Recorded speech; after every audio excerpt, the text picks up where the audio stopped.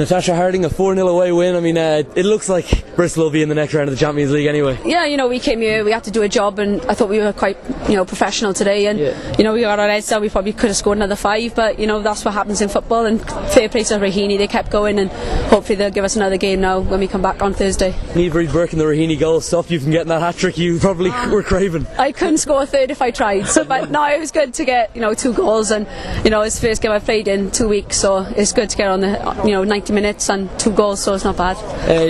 Raheny were obviously coming into this game with a lot of confidence, because obviously Bristol were the lowest seed in their group and stuff, but it showed the gulf in class really between the game over in England and the game here.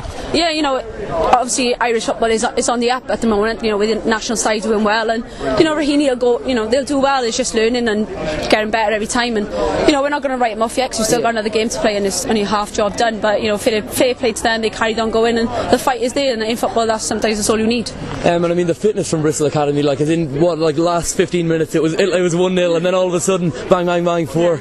We just we always work hard in training. The gaffer always makes us do a lot of fitness, and that paid off tonight, and our fitness has led up to the Champions League, and I think we're coming good now. And you look at the Bristol Academy team and the way they set out tonight. I mean they just looked like they were going for it right from the off. Yeah, they said our gaffer said Raheny is going to come out for the first 10 minutes, and they did, and we were on the back foot for a bit, and we kept our heads down, kept playing our football, and it paid off in the end. And finally, is this the way you can kick on and start kicking up off that women's league table, because it hasn't looked good the last while? No, it hasn't, but we only got 1 game to play, but hopefully all focus is on Champions League now, and talk to me in a few weeks time and say we've reached the semi-final, so that'd be great. Alright, thank you very much. Casey McQuillan, I mean the fitness was probably what showed in the end. I mean up to the last 20 minutes it was 1-0, and all of a sudden bang bang bang. Yeah, well, I don't know about fitness. It's more the carrying knocks and the injury management we're doing at the moment. We knew a few players were going to struggle towards the end, and Kiva having to come off early obviously has used up 33% of our subs, so listen, Rachel was struggling in the end. Katie got a bad knock when we'd already made 3 subs, so you have to remember we were down to 10 men when 2 of the goals were conceded. Realistically, I mean, it was fair to say that the players are coming into this game with confidence, but I mean Bristol really showed the way that the Irish football has to come to reach the standard they have over in England. Yeah, I'll agree with you to a certain extent, but I still think there was better out of our team. Yeah. We went out with a game plan. We didn't exactly play to it, and I think that let us down. And I think I wouldn't say we were overconfident, but maybe if we had done what we were asked to do, it might have been a little bit better. But listen, my girls are my girls, and they do what they think is best on the pitch. The one big thing about it is they'll learn from tonight. And this experience is going to stand them in good stead, and hoping to retain that league title. Yeah, hopefully, because we want to be here again next year, and we want to be showing that we've improved from this year, so everything's a learning curve for us, and we're on the upward. That's what I think. This one was actually a little bit ahead of the plan. We would have just liked to do well, when you're thinking ahead, would have liked to do well in the group stages, but we got to this stage, that would have been further down the road, but we'll take that now and we'll use it and we'll learn from it. It's a good experience for the girls, especially the ones who wouldn't have had this sort of experience before, and who would have only played at the National Women's League level. Yeah, well, you've a couple of 7, you've Kiva in there who done well bar carrying her injury, and she done very well in there. She's only just gone 17. You've Lauren Dwyer 17, you've Katie McCabe, Claire Shine.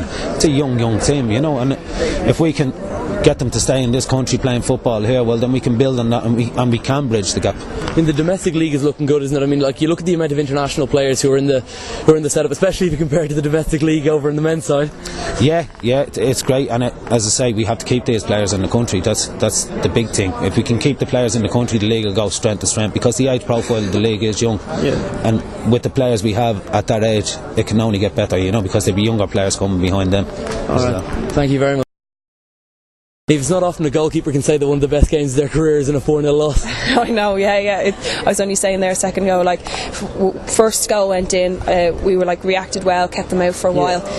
Second goal went in. Unfortunately, I think it was just one of them unlucky drops of the ball. But after that, and then we went down to 10 players. They're experts at finding the training day in day out, and they're experts at finding that gap, that space that's left. So fair play to them. They dug deep. They're quick at attacking, but we have to just live and learn from these. They showed a huge, they showed how huge the gap is between the English league and the one here in Ireland. I mean, there's still a long way to go for us. Yeah, like out of the 32 that are left in the Champions League, we're the only amateur team. Yeah. So it's obviously going to be a big step. Like, a lot of us are juggling work, football, college, all at the same time, and these girls are getting paid to do what they love to do. Like, so I think until we start, like, maybe letting the girls make more of a commitment by getting paid, maybe not getting paid is the wrong thing, but just giving them a bit more opportunity to focus on the football solely. But it's a long way to come, like, so it's obviously that the English league is up there in the world. The league is most definitely developing though. I mean, when we came in, we were seeing a lot of like 11-0 wins for the likes of Pimenta and Raheny back in the first season, and I mean it is improving gradually, and you look at the amount of players, yourself included, who are around the Ireland setup as well. I mean, it's a lot more positive looking than maybe the men's side. Exactly. Like, then if you look at the senior national team at the moment, like, the majority are actually, or half and half, are coming from the Irish league, so that's always a good positive to keep from it. But again, like, it's going to take a while to develop, but as you said, there's a lot of upcoming players that are going to do great things for the league. This sort of experience is the one that the likes of like the other teams who are going to be challenging for the league title this year won't get to take, and it's going to be vital in how you do in the league this year. Yeah, and the one good thing I can say is, like, getting hammered 4-0 here, we don't like the taste of defeat, and it's going to give us extra drive to do better in the league and get back here and prove ourselves next year. So I certainly am anyway.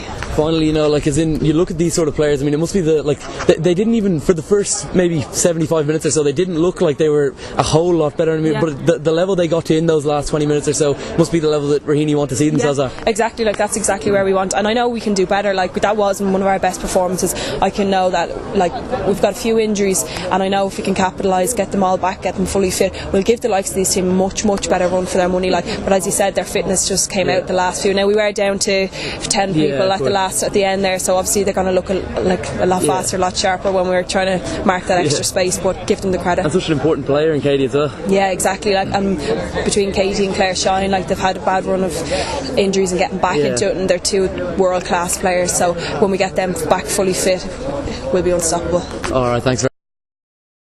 Rebecca Cray, hugely disappointing, but I mean, you look at it, and for the first maybe 70 minutes, Raheny were not 4 goals worth. No, not at all. I think the 4-0 was a bit of a harsh result, to be honest with you. They got the 2 goals in injury time, and we're down to 10 girls. I think we tried our best. I suppose the first half they did come at us, and they were a really technical and tough side to play against the first 15. The second half then we did try and go at them, and unfortunately Katie's chance didn't go in, and the luck just wasn't on our side, but what can you do? Raheny, the only amateur team left in the tournament for this is, I mean, it was always going to be an uphill battle. Oh yeah, completely. Like, we knew ourselves before we came into this, like, it was as you said, an uphill battle, and I think we just said we'd go out and try our best, and as you said, they are a semi-pro team. They're training 5 days a week nearly, but may as well be professional, so it's tough to get on that level, but look, we'll try our best again next week. It's the level I'm sure that the Raheny United players aspire to, because I mean, it's going to be a while until the Women's National League has semi-professional teams, but I mean, it's definitely the level of playing and fitness and stuff that you must have to be looking towards. Oh yeah, like, as a player you always want to get to that level, you always want to be playing at that kind of tempo as well that they played at, and I think it showed. They trained so much together, and unfortunately for us, we just aren't on that level in the National League, but hopefully in a few years, the way it's going now, it's ever improving each year, so hopefully we can get to that level eventually. From the last time I was speaking to you, I mean, the league has improved so much. I mean, like, you look at, there's no more of those big 12-0 wins for Raheny United. Not at all. Yeah, Jesus, it's getting better and better every year, and each team is getting great players in, and you can just see the improvements, and it is great for the league and for the likes of us who maybe were not walking away with games, but like, they weren't as competitive as they are now, and it's really good for the country as well. And you look at like the amount of players in this squad who are like playing in the national team, I mean, and then you like the amount of young players who are getting to play in the last 32 of the Champions League as well. I mean, it's a huge learning curve for Raheny United's players. Yeah, there's a nice little mix there, as you said, the likes of Niamh Reid Burke who's pulled us out of so many little ruts the past few she's unbelievable today again. Rachel Graham obviously, and then you have the likes of Katie McCabe, Claire Shine coming through, Kiva Keenan, Lauren Dwyer. They're all fantastic players, and it's a great experience for the likes of them, you know, only coming through, and they can build on that now hopefully in years to come. Finally, I mean, this is an experience that the likes of UCD, PMed, Wexford etc. they won't get this year, and I mean it's going to be vital for how Raheny fare in the rest of the league season. Oh yes, definitely. Like they're not going to have this experience, but look, they're going to still be on the top of their game every time we play them anyway, and that's what we'll look to after next week. We'll just get back to the domestic side of things, look forward to the Aviva in November as well, so but look, we'll look to next week and hope we can build on next week again. Alright, thank you. David, I mean, you've all but booked your place in the next round. I mean, congratulations on a great win. 4 away goals. It's going to be tough for Raheny United to do anything in Bristol. Yeah, it will, but you know, we've said it is only job half done. You know, if we can come here and score 4, there's no reason why Raheny can't go to our place and score 4.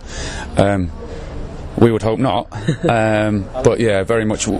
We'll enjoy it. We'll enjoy tonight, and you know, it is a good win, but it is very much job half done. We can't be thinking too far ahead, and because we've got a game on Sunday as well. We've got last league game on Sunday, so we just need to keep rolling it over and have another good performance next week. Bristol showed tonight they've obviously got the quality at front to goal, and I mean the problem this year is probably keeping them out, and I mean a clean sheet is so important for the players' confidence. Yeah, very much so. The last few weeks we've really concentrated on trying to keep clean sheets.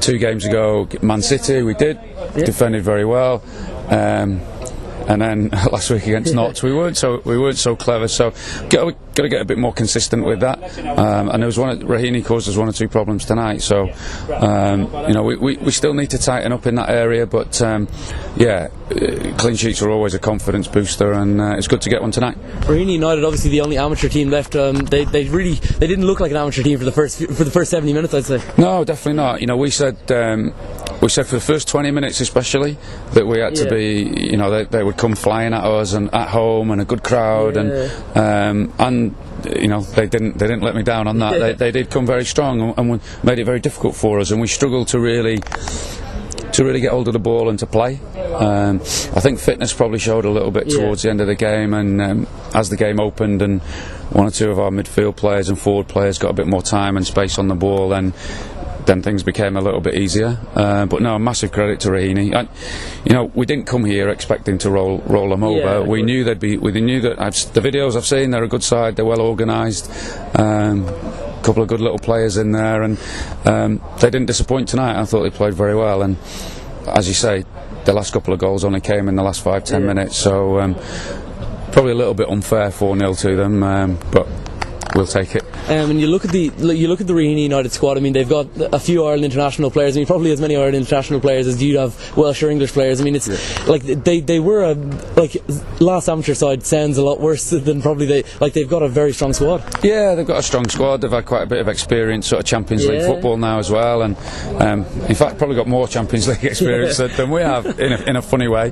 And as you say, you know, the Irish internationals there and our Welsh internationals. It's I'm not going to say similar teams, but I think one thing that probably showed was maybe the intensity of game that we play week in, week out.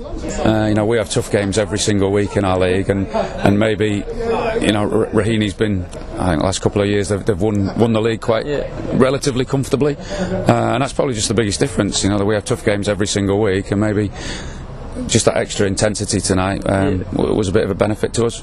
And finally, I'll end it on a light note. Did you enjoy your trip to Dublin?